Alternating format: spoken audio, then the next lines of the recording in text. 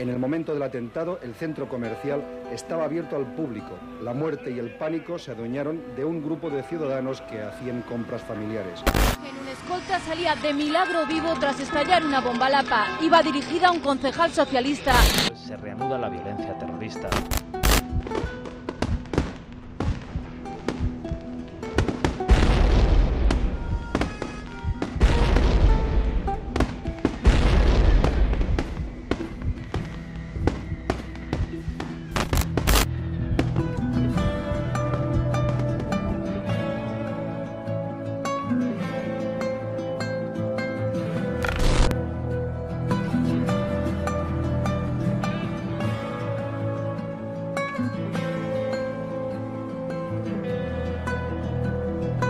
Yo creo que toda persona que vive en Euskadi, ha vivido de alguna manera las consecuencias de alguna forma o de otra de esto, ¿no? Nosotros queríamos formar a la gente desde el punto de vista político, desde el punto de vista social, desde el punto de vista cultural, en todos los aspectos, y esa labor queríamos hacer, y así empezamos, y así empecé yo en Pamplona, y así, sin darme cuenta, entré en ETA.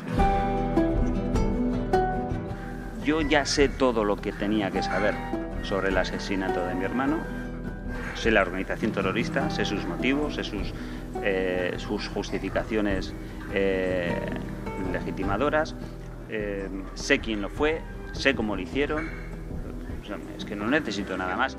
La garantía de la paz definitiva, no es la ausencia de violencia. Es el acuerdo político que tiene que alcanzar la sociedad para que esto no vuelva a ocurrir. Esa es la garantía. Pero cuando a un crío le pegan en el cole, no siente que esté viviendo un conflicto, sencillamente le pegan. Nosotros hemos vivido lo que se llama conflicto como una agresión unilateral. A nosotros nos pegaban, no comprendiendo muy bien por qué, porque no teníamos la culpa que nos pegasen. Así lo hemos vivido nosotros durante todos estos años.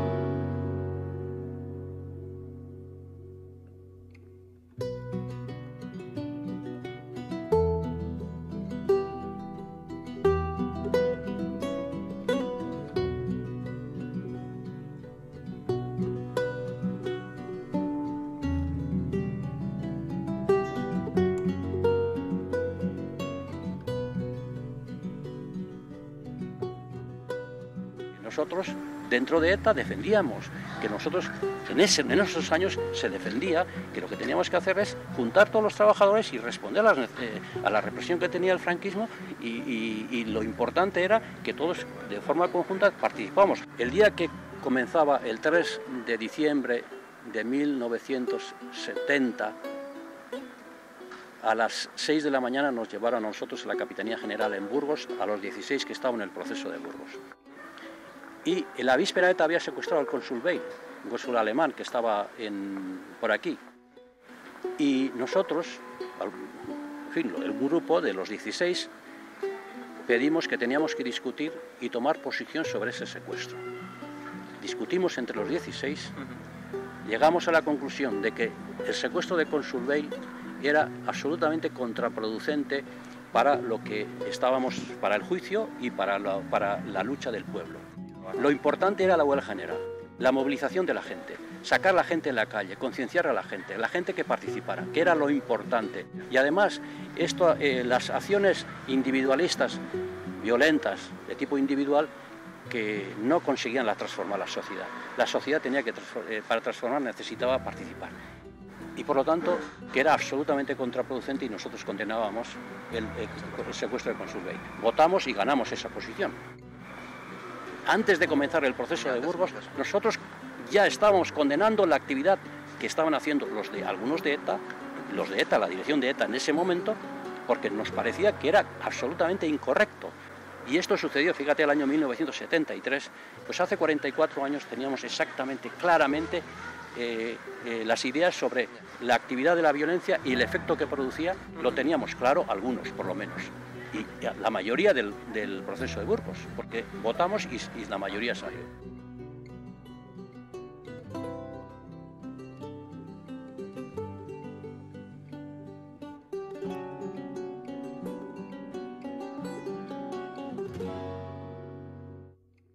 obviamente cuando alguien es policía nacional y es precisamente uno de los sectores sociales e institucionales que eran un objetivo prioritario de la banda terrorista de ETA, obviamente, como no puede ser de otra manera, estás preocupado y sientes una preocupación. Y bueno, pues en ese sentido, pues cada uno hace un proceso psicológico pues determinado, y habrá gente que lo pueda soportar, habrá gente que no, habrá gente que haga suyas y de su forma de vivir eso, pero es obvio que la preocupación, claro que existe, ¿no? Lo viví, digámoslo claramente, lo viví desde la óptica de un bando. Y lo digo claramente sin ningún complejo, ¿no? Yo me he situado siempre en una posición ideológica y política concreta y lo he vivido desde esa posición. En mi caso, yo creo que desde bien pequeño me interesaba un poco la política y las formas de hacerlo, y por lo menos desde mis vivencias, ya desde la Icastola y desde la manera de entenderlo en el liceo, pues yo creo que la política y el conflicto estaba muy presente desde la actividad estudiantil. A mí me tocó ser representante y delegado de estudiantes en el liceo, y bueno, pues recuerdo que teníamos enfrentamientos muy vivos sobre cómo teníamos que entender ya en aquel momento todo el proceso de huelgas, de actividad, bueno, pues había mucha gente que entraba a hacer pintadas al liceo sobre cómo tenía que hacer. Esa vivencia que en aquel momento la leíamos como negativa, creo que nos aportó también experiencias de vida en cómo teníamos que entender la convivencia entre nosotros, ¿no? Y en mi caso, por lo menos, me ha dejado también un pozo de bueno, pues de saber cómo entender esa convivencia y ese conflicto, que a la larga, no muy larga, pero a la larga, creo que nos ha hecho entender también que lo que en unos momentos se vive como conflicto, luego te enseña actitudes vitales respecto a cómo entender al otro también. Lo viví cuando mataron a mi mejor amigo, que era Joseba Pagaforte. Lo viví cuando mataron a otro amigo, que era Gregorio Ordóñez. Lo viví cuando mataron a Rubio López de la Calle, y lo viví cuando mataron a mi primo enfrente de mi casa, dejando un charco de sangre que duró 3 días. Nosotros creemos que ese conflicto político nunca ha existido, que ha sido la base de legitimación de ETA, y que precisamente ese conflicto nunca ha existido como tal. Tanto nosotros rechazamos el término y los conceptos políticos, rechazamos el punto de partida del nacionalismo vasco, de que ha habido un conflicto político en este país, en España, con una parte de la misma. ¿Qué vamos a dejarnos comer? Si nos dejamos comer, viene la tiranía.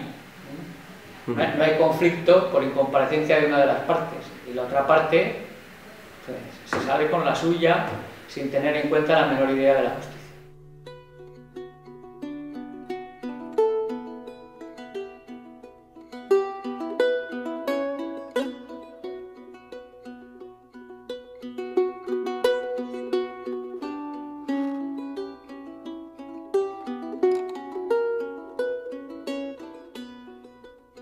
Yo sí creo que el objetivo de los gobiernos ha sido intentar mitigar, intentar acabar con la expresión armada, terrorista del conflicto, ¿no? Otra cosa es si luego hablamos de lo que es el conflicto político en sí. Yo creo que eso tiene una lectura distinta. Pero lo que es la violencia de ETA, yo sí creo que ha habido voluntad. Nuestro análisis es absolutamente negativo, principalmente el que se está llevando en el País Vasco, ¿no? A nosotros nos preocupa, y de hecho lo hemos denunciado ante el propio gobierno vasco. Nos preocupa muchísimo las iniciativas que está promoviendo el propio gobierno vasco, el señor Urkullu, con el señor Jonan Fernández al frente de la Secretaría de Paz y Convivencia, y de su sedicente plan de paz y convivencia. Los partidos políticos en España no han tenido un cabal conocimiento de la situación real y política en el País Vasco, porque no les atañe directamente, son otras personas que viven en otro sitio. Hay que ser interesado, pues, por economía, por humanismo, y se lo agradezco, pero tampoco si vives desde el centro desde el epicentro de la tragedia. Lo que hemos vivido aquí, que lo hemos vivido en primera persona, lo puedes comprender con facilidad. Este proceso de alguna manera un proceso unilateral, no es bilateral, el Estado no está dentro del proceso, el Estado sigue jugando las cartas, yo creo que intactas, de esta situación, incluso a la anterior, al alto el fuego definitivo de ETA. Yo no creo que se haya modificado demasiado su estrategia, pero sí creo que ese proceso de transición que da la unilateralidad acabará en una situación donde también el Estado se sentirá obligado a tener que modificar su estrategia. Ha habido distintas maneras de abordarlo, ¿no? Ha habido desde la manera más únicamente policial hasta distintos intentos de diálogo, que pueden ser el intento de Argel con Felipe González, el de Zúrich con Aznar, el último de Zapatero. Yo creo que todos los gobiernos, de una manera o de otra, han hecho intentos de diálogo, intentos de acercamiento, que yo creo que han sido sinceros en cada uno de los casos y que han provocado, bueno, pues, un acercamiento que finalmente no fructificó. Sería muy largo de analizar por qué en cada uno de los casos, pero yo sí creo que ha habido una voluntad. Sí creo que ha habido una voluntad que es difícil de cuantificar, pero que en cualquier caso ha existido. ETA ha hecho esa violencia, pero en nombre del Estado, tanto en tiempo de Franco, con nosotros hemos padecido, pero como después se han hecho barbaridades también. Y el Estado también tiene que reconocer las barbaridades que ha hecho.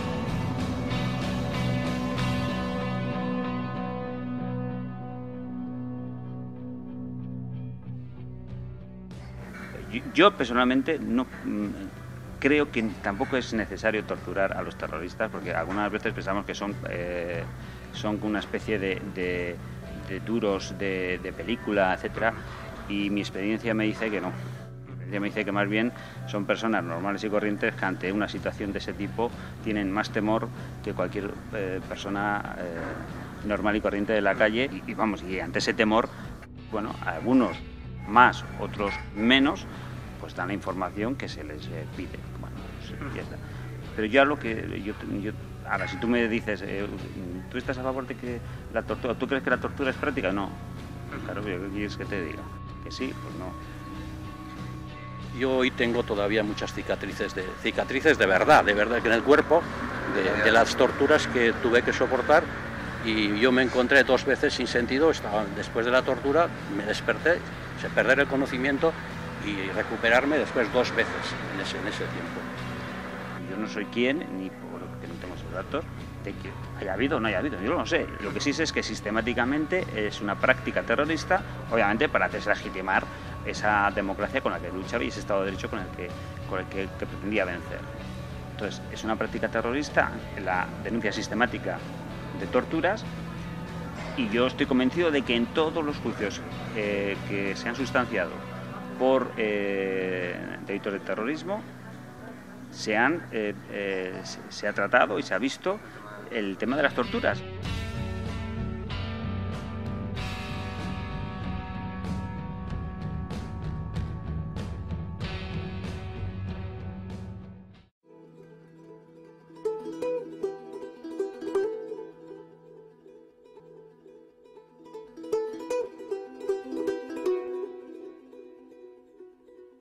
Una sociedad reconciliada es una sociedad en la que no existe conflicto.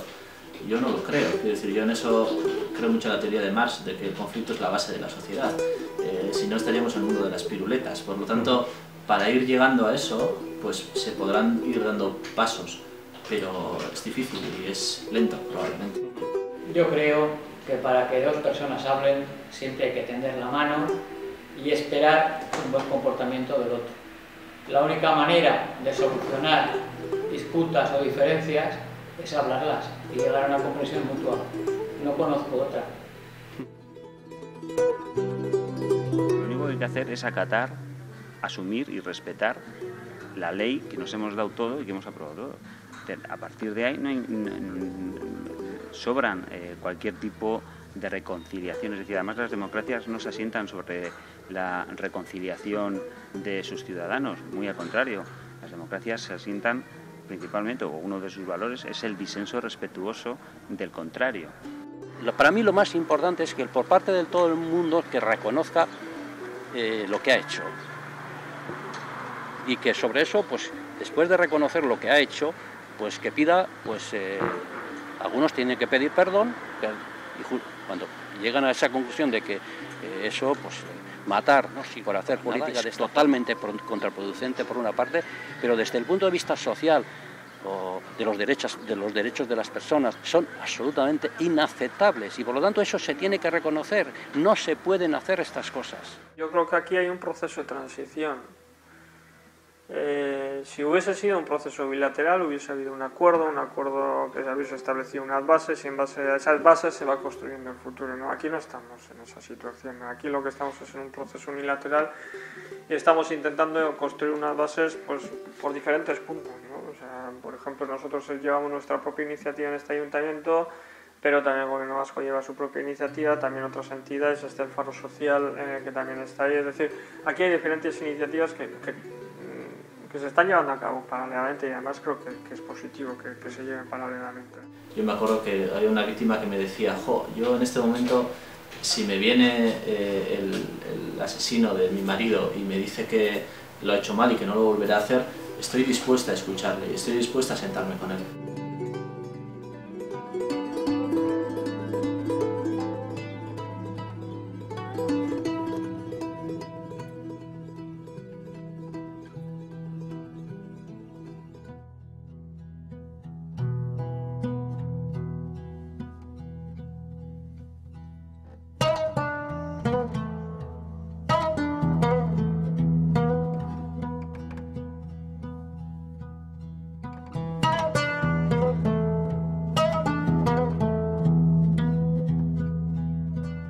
Atrevimos con ciertos miedos, y todo hay que decirlo, porque una iniciativa de este tipo no sabes cómo va a resultar al final. Nos atrevimos a llevar a cabo una iniciativa de este tipo y además juntando a todos en un mismo espacio y además debatiendo en ese mismo espacio e intentando que el propio debate no se crispara, no se generan situaciones incómodas, etcétera, etcétera. Creo que lo hicimos, creo que lo conseguimos, el mérito es de todos y todas.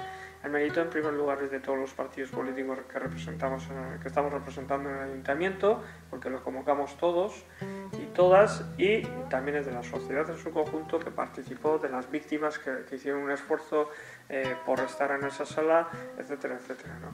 Lo que yo sí creo es que de alguna manera eso marcó un antes y después, en lógica de afrontar las consecuencias del conflicto, en esa lógica de decir, esto lo tenemos que hacer conjuntamente. O sea, ¿están bien vistas por la sociedad? Nadie las ha criticado. Yo no necesito oír a una persona si está arrepentida, ¿no? Bueno, pues si está arrepentida, pues mejor para usted, o peor, o mejor para su conciencia, pero dice, usted tiene que seguir en la cárcel hasta que cumpla su condena íntegra. Yo creo que es un error de las víctimas del terrorismo que busquen ese tipo de encuentros si lo que se busca es una especie de reconciliación mutua o de perdón o algo así. Es decir, no es necesario. Estamos en un Estado de Derecho, no es necesario. Tenemos nuestros procedimientos para juzgar este tipo de cosas y para que cada uno pague por lo suyo. Creo que no es algo que podamos exigir, que los procesos son muy personales y que se tienen que ir dando poco a poco.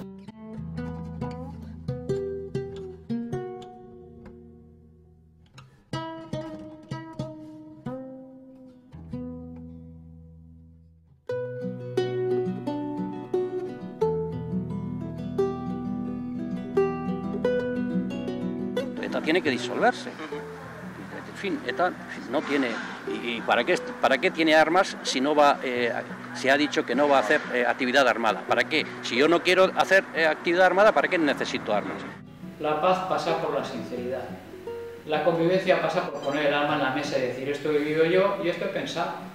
Y oír lo que diga el otro.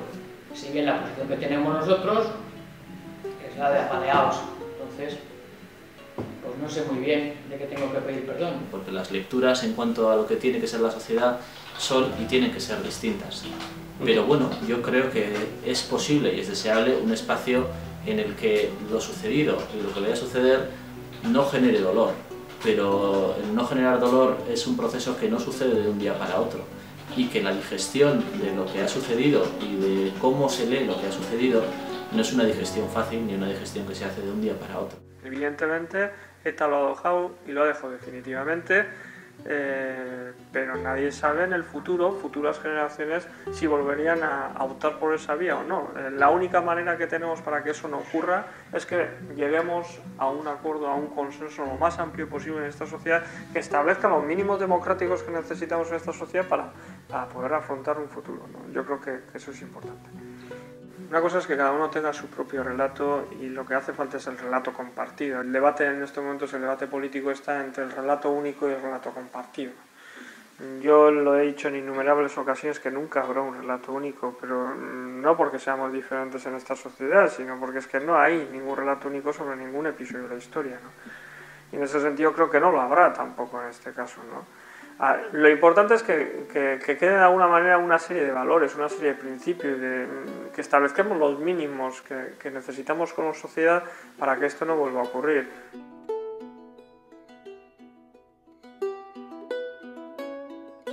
Nosotros, cuando hablamos de vencedores y vencidos, es simple y llanamente que desde el ámbito público, desde el ámbito político, tiene que haber un vencedor claro, que es el Estado de Derecho y la democracia. Y el que no sienta eso así es que está equivocado, no es un demócrata. No es un demócrata, lo siento. Yo te puedo pedir a ti que tú reconozcas ese error que has cometido, pero que tú por eso, que tengas un castigo una y mil veces más, eso es revancha. Y eso es lo que está pasando aquí, y eso es absolutamente negativo. ¿Crees que ha cambiado algo en los últimos años en cuanto al escenario político que hay en Euskadi? No cabe duda. Yo ando por la calle y no tengo los miedos que tenía. No tengo que llamar a mis guripas para que me salven la vida por sacar al perro a mear.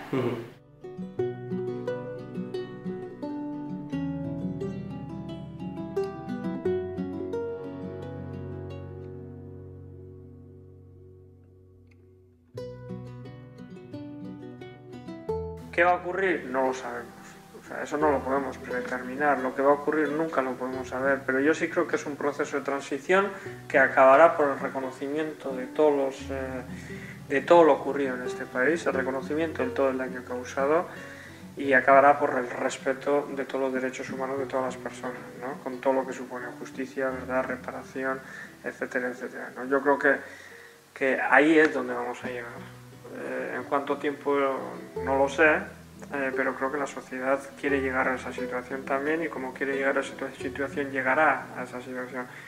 Si echamos la vista atrás a octubre del 2011, que es el momento en el que ETA declara su alto el fuego definitivo, en 3 años yo creo que la sociedad ha cambiado mucho. ¿Cómo ves tú el mapa político de Euskadi dentro de 10 años, por ejemplo? ¿Crees que van a cambiar mucho las cosas? El pueblo vasco es sabio, culto y conocedor. Sin embargo, está muy manipulado por las endemias del valle en el que vive. No sé si es la orografía o que no hemos salido cada uno de nuestro agujerito, pero cada uno ve la feria según le va. Nos hace falta una vista de periscopio, conocernos todos y saber lo que sentimos. Nos hace falta mucho hablar. Hemos estado en trincheras, claro, desde las trincheras, por muchos gritos que pegues, poco te vas a entender.